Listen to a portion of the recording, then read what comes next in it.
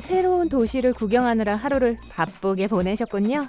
10분마다 쉬지 않고 내비게이션을 사용하고 5,000장은 되는 사진을 찍고 가장 친한 친구에게 10분마다 영상통화도 걸었습니다. 휴대폰 배터리가 12% 정도만 남게 되었네요. 그치만 아직 할 일이 많아요. 불꽃놀이도 보여줘야 하고 숙소도 예약하고 길도 찾아야 하죠. 어떻게든 배터리를 아끼기 위해 가능한 모든 방법을 시도해봅시다. 모든 앱을 하나씩 종료해볼까요? 메신저, 사진 편집 앱, 온라인 쇼핑 앱까지 모두 잘 가렴. 배터리가 7%로 떨어졌네요. 남은 배터리를 현명하게 쓰기 위해 구글에 검색을 해봅니다. 그 결과 백그라운드 앱을 닫으면 배터리를 절약하기는커녕 더 많은 에너지를 쓰게 된다고 하는군요. 강제로 앱을 종료하면 휴대폰은 앱을 닫고 램에서 앱을 지우는데 이때 귀중한 전원을 사용하게 됩니다. 앱을 다시 연다면 활성화하는데 더 많은 리소스가 사용될 거고요. 한 앱을 종료하고 다른 앱을 사용하기 시작하면 첫 번째 앱은 램에 저장됩니다. 앱은 정확히 동일한 상태로 다시 시작될 수 있는 상태를 유지하며 대기를 해서 아까 그 앱을 열면 어떤 배터리나 시간, 데이터도 잃지 않은 채 아까처럼 작동할 거예요. 휴대폰에는 자체적인 메모리 관리 시스템이 있습니다. 오랫동안 사용하지 않은 앱이나 원래보다 배터리를 많이 사용하는 앱은 닫히게 되죠. 핸드폰이 하는 일을 방해하고 싶지 않다면 이 시스템이 원활하고 빠르게 돌아갈 수 있게 그냥 두는 게 좋을 거예요. 백그라운드에 어떤 앱이 돌아가면 좋을지는 폰이 결정하는 게 나아요. 저녁까지 핸드폰이 버티지 않을 것이란 걸 깨달은 후 가까운 호텔로 뛰어듭니다. 누군가는 배터리를 완전히 방전시키면 도움이 될 거라고 했지만 인터넷에 어떤 사람들은 그게 미신이라고 하죠.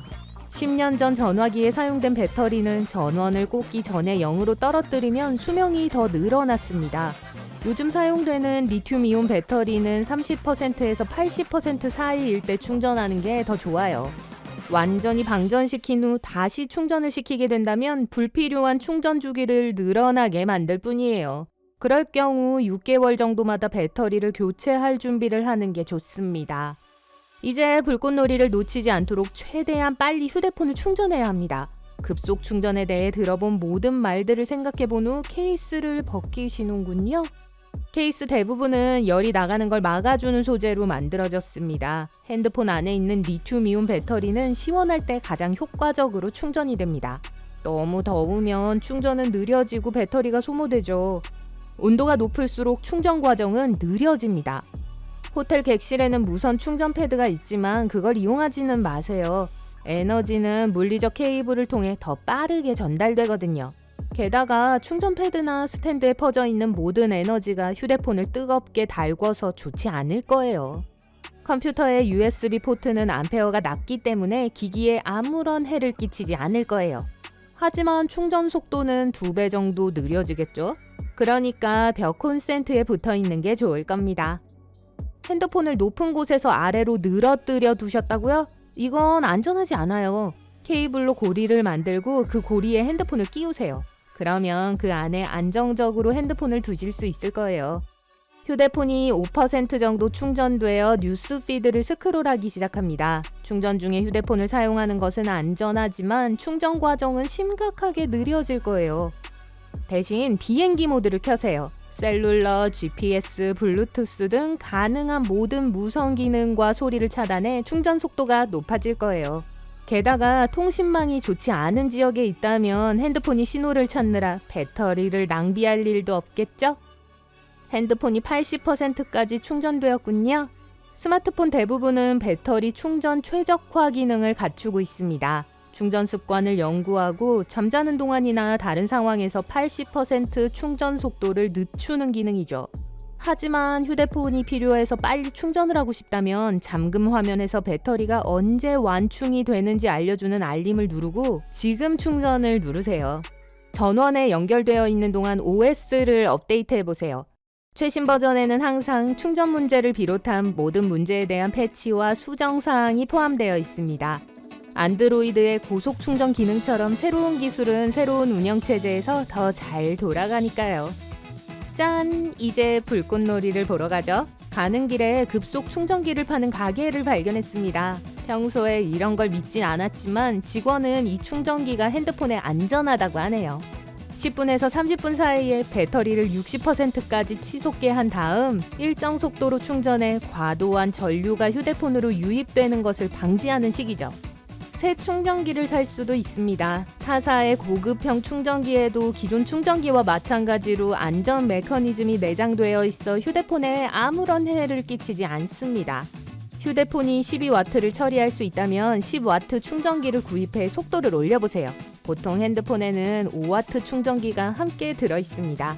좋은 케이블 역시 아주 중요한 역할을 합니다. 케이블 안에는 데이터 전송용 선 2개, 충전용 선 2개, 총 4개의 전선이 들어있어요. 그리고 충전 속도 제한 역시 설정되어 있습니다. 가게 직원은 더 빨리 충전을 하고 싶다면 일반 케이블을 고급형으로 교체해보라고 하네요. 직원의 말을 열심히 듣다가 실수로 낡은 충전기에 탄산음료를 쏟았어요. 이제 새로 사는 것 말고는 방법이 없겠네요. 작은 물 한 방울이나 땀 한 방울도 충전 과정을 늦추거나 모든 것을 망칠 수 있습니다. 직원이 라이트닝 포트도 확인해 주네요. 여기에 배꼽처럼 먼지가 쌓이고 보풀하기가 들어간다면 충전이 번개처럼 빨라지진 못할 거예요. 이쑤시개로 포트의 먼지를 조심스레 제거하고 있네요. 집에서도 똑같이 할 수 있습니다. 여러분의 새 친구가 배터리 절약 방법에 대한 설명서를 하나 건네줬어요. 가면서 읽어볼까요? 제일 먼저 할 일은 배경 화면을 바꾸는 겁니다. 대부분의 최신 폰 디스플레이는 OLED입니다. 어두운 배경 화면을 설정하면 검은 픽셀을 밝히는데 전력을 낭비하지 않아도 되므로 화면의 어두운 영역이 클수록 배터리 소모가 적어질 거예요. 다크 모드도 켜야 합니다. 배터리를 많이 아껴줄 거예요. 활성화하려면 설정, 디스플레이 앤 밝기, 다크 옵션을 선택하세요. 매일 1몰 또는 1출 시에 자동으로 활성화가 되도록 선택할 수도 있어요. 안드로이드 유저라면 디스플레이에서 이 작업을 수행할 수 있습니다. 목록의 맨 아래쪽에 있는 장치 테마를 열고 야간 모드를 활성화하시면 됩니다. 설정, 접근성, 디스플레이 앤 텍스트 크기에서 자동 밝기 모드도 비활성화하세요. 주변 데이터를 수집하고 분석해 적절한 조도를 선택해주는 조도 센서는 많은 양의 전력을 사용하기 때문입니다. 안드로이드 사용자라면 설정, 디스플레이에서 자동 밝기 혹은 자동 밝기 조절 사용을 비활성화 시켜주시면 됩니다. 그러면 화면 밝기를 여러분에게 편한 정도로 수동 조절을 할 수 있겠죠. 또한 자동 잠금 시간을 최소한으로 단축할 수 있습니다. 휴대폰을 사용하지 않을 때 화면이 빨리 꺼질수록 에너지를 아낄 수 있겠죠. 설정, 디스플레이 및 밝기, 자동 잠금에서 조정할 수 있습니다. 안드로이드의 경우 메뉴, 설정, 화면 또는 디스플레이에서 찾을 수 있습니다. 여기서 핸드폰이 꺼지기까지 적당한 시간을 고르실 수도 있어요. 해가 지려고 하는데 밖은 여전히 엄청 덥네요. 극단적인 날씨를 싫어하는 배터리가 반기지 않을 거예요. 그러니 핸드폰을 차에 두시거나 35도일 때 핸드폰을 사용하시면 안 됩니다. 미친 듯이 추운 것도 별로 좋지 않아요. 배터리가 방전되었다가 다시 정상으로 돌아오는 걸 볼 수는 있겠지만 배터리 건강에 좋지는 않습니다. 띵동, 방금 승진 이메일을 받으셨군요. 업무 때문에 알림을 계속 받으셔야 하는 게 아닌 이상 30분마다 매시간 이메일 알림이 오게 해보세요. 보조 이메일이라면 수동으로 확인하셔도 되고요. 설정, 계정 앤 암호, 새 데이터 가져오기에서 간격을 설정할 수 있습니다. 간격이 길수록 더 많은 배터리를 절약할 수 있을 거예요. 안드로이드에서도 설정 메뉴로 이동하여 이메일을 선택해보세요. 일반 설정 섹션에서 설정을 조정할 계정을 선택하고 동기화 설정, 동기화 스케줄, 동기화 스케줄 설정을 누른 다음 원하는 간격을 선택해주세요.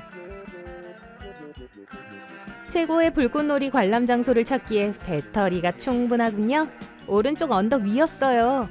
우와, 풍경이 정말 멋져요. 이제 위치 서비스를 비활성화하고 모든 사람들이 기다리던 라이브 방송을 시작할 수 있습니다.